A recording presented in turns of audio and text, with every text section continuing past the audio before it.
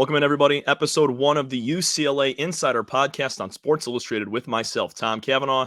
Going to be with you all season long, covering both football, basketball, and any other big-time headlines that come through our spaces here from the UCLA Bruins. And we're going to kick it off with our first episode, addressing and game recapping an upset victory, a memorable win for the UCLA Bruins under first-year head coach Deshaun Foster. They take down the Nebraska Cornhuskers 27-20 on the road in Lincoln, in one of the toughest places to play a college football game in the Big Ten. It was start to finish, tape to tape, a full win for the Bruins. Offensively, defensively, special teams as well. I mean, you saw some great stuff from Foster's group, from Eric Bieniemy's group, offensive coordinator of this Bruins team. His offense really showed out in a myriad of ways. And we got to start with Ethan Garbers. Once again, the senior quarterback comes through. 2 weeks ago against Rutgers in their last game, Garbers throws for 380-some yards, 4 touchdowns, 0 picks. Today, he comes through throwing for 219, 2 touchdowns, another big goose egg in that turnover column. Garbers, he's really found new life over the course of the last couple of weeks. He had a bye week last week. The offense was able to kind of prep, get ready for this Nebraska team. That's a tough squad. They're gritty defensively. They have a very solid freshman quarterback in Dylan Raiola, who they kept pretty silent today. We'll get into his numbers a little bit later, but tip your cap to Ethan Garbers. He had a great day throwing, but also a great day running the football as well. 56 rushing yards. He was the team's leading rusher.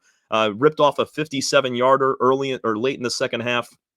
Sacked a few times to bring that total down. But Garbers, I mean, when he was flooded out of the pocket, he was able to pick up yardage, whether it was running to the pylon on the sideline, breaking tackles in the middle of the field. That's how he got his 57-yarder. He was all over the place. Very cool, calm, and collected in a hostile environment in a game that Nebraska, they needed to win to make themselves bowl eligible, and also really needed to win coming off of back-to-back losses. They lost to Indiana in a mollywhopping 56-7, and then they took Ohio State down to the wire last week, ended up losing that game, and now they come and get upset at home against a 2-5 UCLA team coming in, now 3-5, and the Cornhuskers, they're almost 500. They were a top 25 team a few weeks into the season before facing Colorado, or after facing Colorado and blowing their doors off. Nebraska falls to 5-4. They lose by 7 to the Bruins, and there's a lot of question marks in that program, but not so many. There's been some solved question marks for the Bruins, specifically on offense and then defensively as well. We'll talk about the defense, but want to get into more of the offensive power that was performed. TJ Harden, besides Gabe Garbers, Harden was the running back. I mean, he had 46 yards, 11 carries, total of most of the touches. And then Jalen Berger, he was silent running the football, 21 yards, 7 carries, but he was big in the passing game. Came through with a big 10-yard touchdown reception. Little flat route. Pressure was brought on the blitz from Nebraska. Garbers dropped it on down, and the former Michigan State transfer Jalen Berger did his thing, able to scurry through, get a touchdown. That was early in the ball game, and UCLA jumping out to that early 10-0 lead, field goal on their first drive. They come through with a touchdown, and then they followed up in a pretty solid, convincing fashion. Now, it got a little hairy late. 27-7 lead is where UCLA was at. A huge pick-6 interception from Captain Cade Medrano, the main linebacker for this squad, along with Cole Schwessinger, who also had a nice game. Medrano, he got the second half started. The very first play of the second half was a 38-yard pick-6 interception to put UCLA up on top by 13. Their final touchdown would come on the very next drive. It was Quasi Gilmer who got in for a 48-yard touchdown reception. He was the leading receiver on the day, 3 catches, 88 yards, and a score. The freshman Quasi Gilmer, man, that kid can fly, and Garbers found him all over the field. He also incorporated Maliki Matavo, who we talked about last week, a couple days ago, just him being very integrated into the offense. He was the leading receiver, or tight end, I should say, in that Rutgers game. Now, both those guys played well. They had a majority of the receiving yards, but when you look up and down the box score here, 8 different targets, 8 different receivers caught passes from Garbers today, and that's a big tip to the cap for Eric Bieniemy, the offensive coordinator, former Washington Commanders and Kansas City Chiefs OC. He brings a pro-style type of offense, and with that comes a multitude of options in the passing game, and Garbers knew he had several guys open. Nebraska did not handle Garbers very well. He had a considerable amount of time, minus a few pressure plays where he was sacked and had to flood out and run for it, but really established a nice pocket presence. Credit to the offensive line, and he delivered throws accurately. That's one thing that we're seeing in college football nowadays that is just kind of been lost a little bit. We'll see guys making the flashy plays, but when it's time to set up in the pocket and lead a receiver for a 10 or a 15-yard game, they're throwing behind him a little bit. And that was not the case today for Ethan Garbers and all of the different receivers that were able to catch passes today. 8 different for the Bruins. And the leading tackler, who else? We talked about him yesterday, Carson Schlesinger, 13 total tackles. He had a sack, and it was a big one. This kind of moves into the defensive topic that we're going to get into right now. Red zone defense was a big, big deal for UCLA today. Schlesinger, it was 4th down and goal. Nebraska was trailing by less than a touchdown, or they were trailing by 2 scores. I'm sorry. They were trying to make it a 1-score game.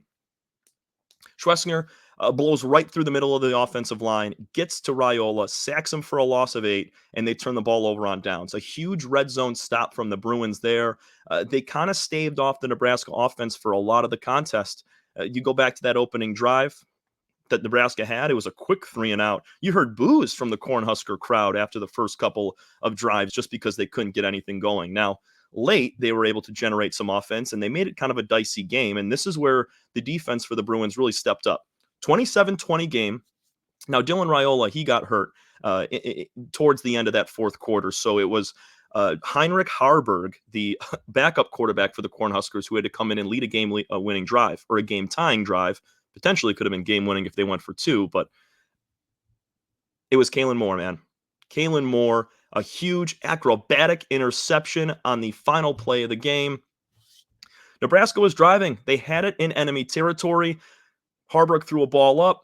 Receiver went up for it, off his hands. It went from the hands to the knee of the receiver on the incompletion, bounced off the knee, and Kalen Moore was there to make the interception, his very first of the season.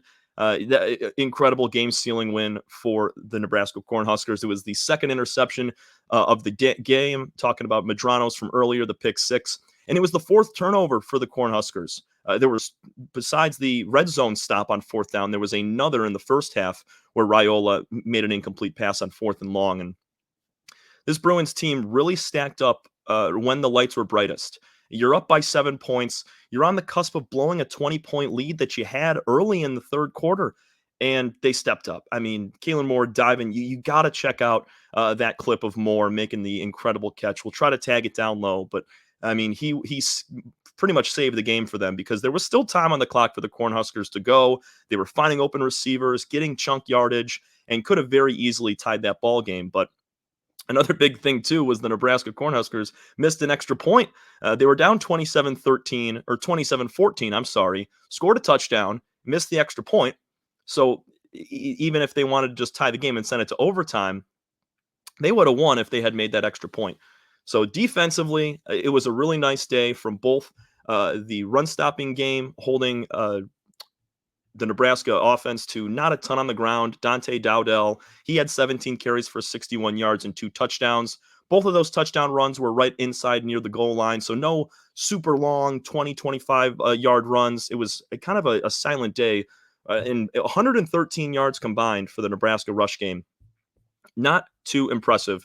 And then you look at Dylan Raiola's stats. He had 177 yards to the air, obviously got hurt towards the end of that 4th quarter, but a touchdown and an interception on his day.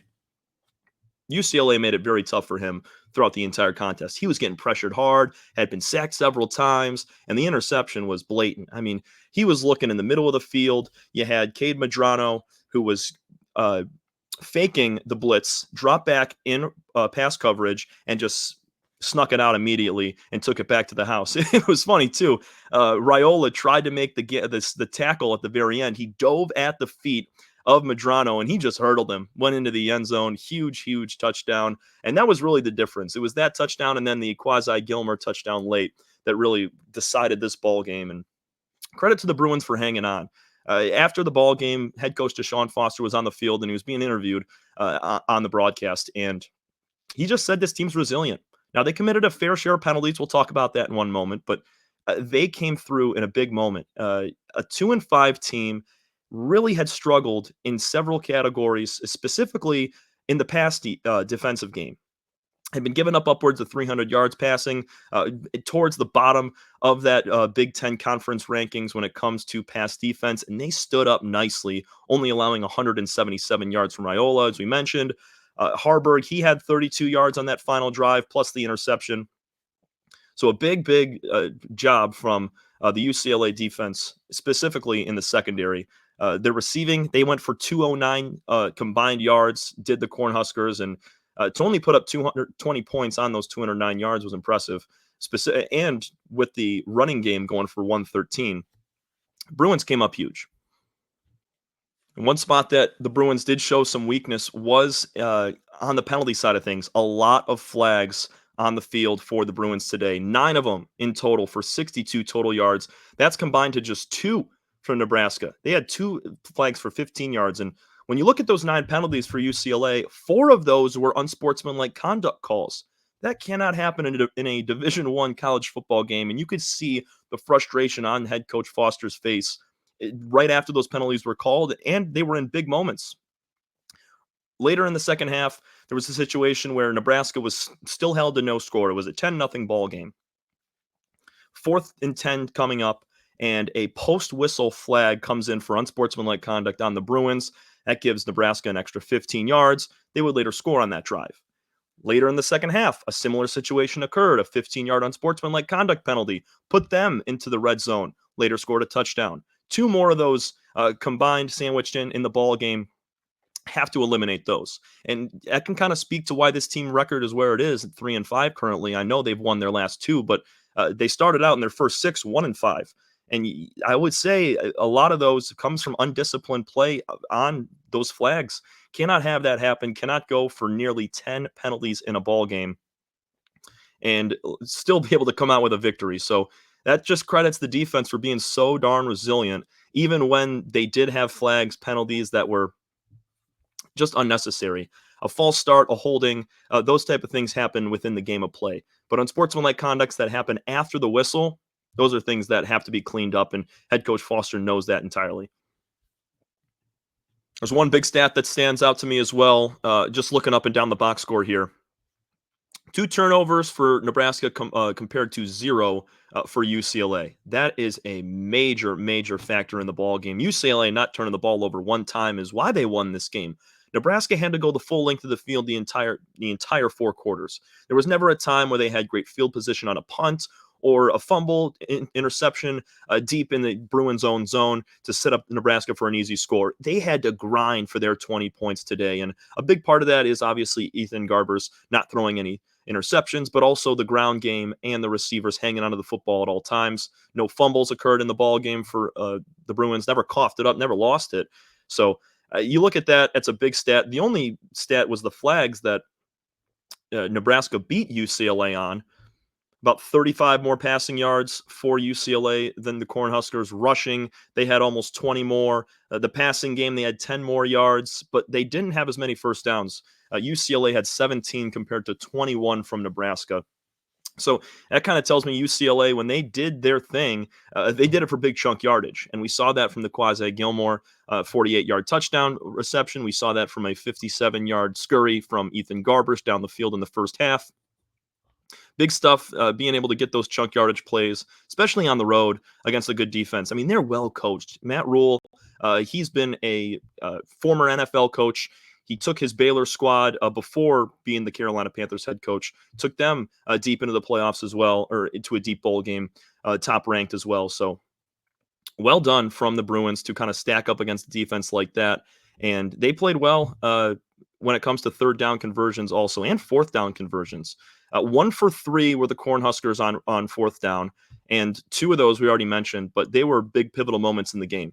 If Nebraska comes up with a touchdown on that 4th and goal without the Schlesinger sack, it could be a completely different game, because then Nebraska goes and scores down again late in the 4th quarter, and if obviously there's he said, she said type of thing, what if, could if, but that could have been the difference, and Nebraska could have been able to climb back and win this ball game by just a few points. On third down, Nebraska was 9 of 17, nearly 50% on third down. Not the greatest from the Bruins, but in the red zone, they really stacked up. Only 2 touchdowns on the day for Nebraska, a couple of field goals as well. So when they needed to in the red zone, they were able to get a few field goal tries from the Cornhuskers, and also they were able to get them stopped on that fourth down, as we mentioned. 6 of 13 for the Bruins on third down. Not the best, but still almost 50%. Pretty solid from them. Garber's key came through with some big clutch passes. We mentioned Maliki Matavo, Quasi Gilmer, a couple of those guys making big plays. So a lot to like from the Bruins over the course of today. All 4 quarters they played well, minus the flags that really, I guess, gave Nebraska better field position than they had worked for on their own right. Everything was good.